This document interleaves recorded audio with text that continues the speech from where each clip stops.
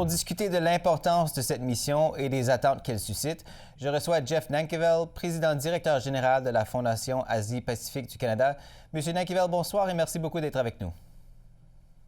Merci de m'avoir sur l'émission. Alors, le premier ministre Carney entame sa première visite officielle en Inde. Des protocoles d'entente sont attendus, notamment en énergie nucléaire. Et on souhaite vraiment remettre sur les rails les pourparlers en vue de conclure un accord de libre-échange. Les négociations là-dessus achoppent quand même depuis 2010. Dans quelle mesure pensez-vous qu'Ottawa et New Delhi sont vraiment, réellement déterminés cette fois à faire avancer les choses? Le monde a changé beaucoup dans cette décennie et demie. Et maintenant, on est dans un monde différent. L'Inde vient tout juste de conclure plusieurs ententes de libre-échange avec des partenaires. Alors maintenant, le Canada, maintenant, c'est le seul pays du G7 qui n'a pas une entente de libre-échange ou un attente sur les échanges avec l'Inde.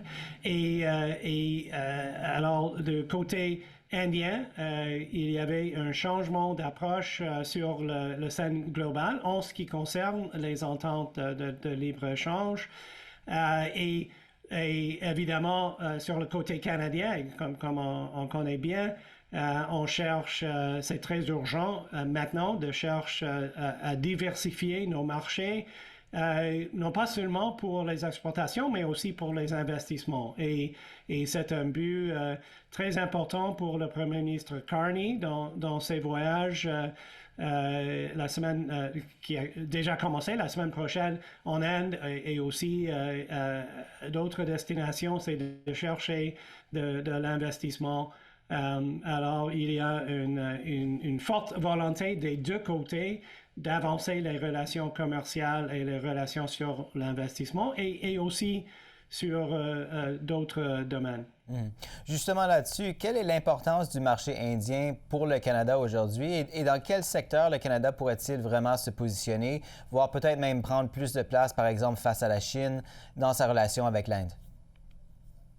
Oui, et maintenant, ce n'est pas une relation très importante pour le Canada lorsqu'on parle de l'échelle actuelle, moins d'1% de nos exportations en marchandises. Alors, ça veut dire qu'il y a beaucoup d'espace pour accroître les relations. Surtout, comme on verra ces jours-là, sur le plan du secteur énergétique. Et là, on attend à ce qu'il y ait un accord à long terme pour l'approvisionnement d'uranium. Alors sur le côté nucléaire, mais aussi sur le côté plutôt conventionnel. Il y a maintenant une possibilité qui n'existait pas dans le passé avec l'infrastructure physique au Canada maintenant par l'expansion de pipeline, le TMX, et aussi par le lancement, la mise en œuvre de projets LNG Canada et d'autres projets de gaz naturel liquéfié qui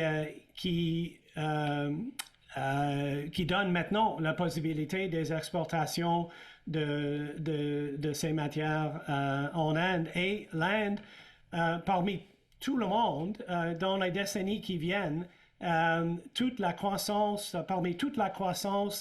de demande énergétique au monde, l'Inde, on attend à ce que l'Inde soit la source d'un tiers de ce demande sur l'échelle globale. Et c'est déjà l'économie de grande échelle avec la plus forte croissance au monde et ça va continuer.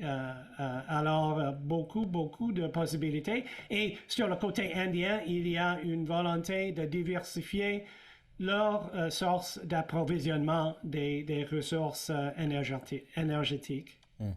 M. Carney se rendra également en Australie la semaine prochaine. Les deux pays ont quand même plusieurs points en commun. On peut passer, ils sont tous deux des puissances moyennes, membres du Commonwealth, des partenaires au sein de l'Alliance Five Eyes. Ils souhaitent aussi resserrer leur coopération en matière de défense, notamment et en sécurité. À quoi faut-il attendre concrètement de ce côté-là? Là, il s'agit aussi d'investissement. C'est le focus pour le Premier ministre Carney. C'est remarquable que dans les deux pays, même en Inde et en Australie, il va d'abord au centre commercial et après au capital. Alors, en Australie, il va commencer avec 2 jours à Sydney et il y a un focus sur les réunions bilatérales avec les grands investisseurs. Ça veut dire les fonds de pension en Australie. Alors, chercher l'investissement pour les projets au Canada, mais on attend aussi des annonces pour les ententes ou les accords de compréhension sur, par exemple, les minéraux critiques, sur l'énergie, sur l'intelligence artificielle et le quantum. Et récemment, un intérêt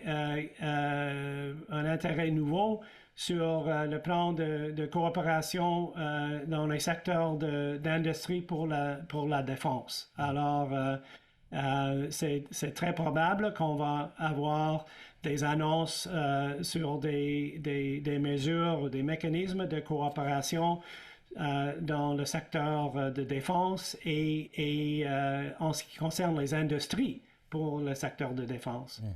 L'Australie, il faut le dire, comme le Canada, elle a aussi connu des relations plutôt tendues avec la Chine dernièrement. Évidemment, la situation s'est stabilisée ces dernières années sans pour autant devenir entièrement harmonieuse. Est-ce qu'il y a des leçons que le Canada peut tirer de la manière dont Canberra a géré sa relation avec Pékin?